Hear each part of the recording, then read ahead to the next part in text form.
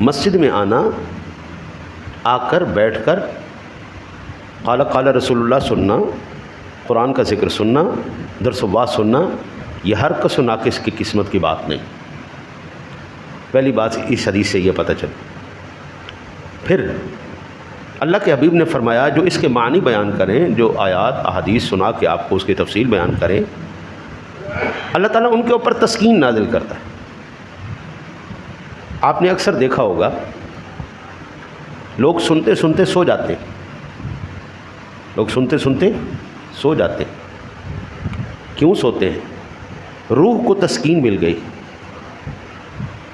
روح کو تسکین مل گئی، اس کو نیند آ گئی، روح کو غذا مل گئی، وہ چین میں آ گئی۔ کسی اور جگہ پر آپ کو وہ تسکین حاصل نہیں ہوگی جو ایسی مجالس میں جس کو میرے آقا کریم علیہ الصلوۃ والسلام نے ارشاد فرمایا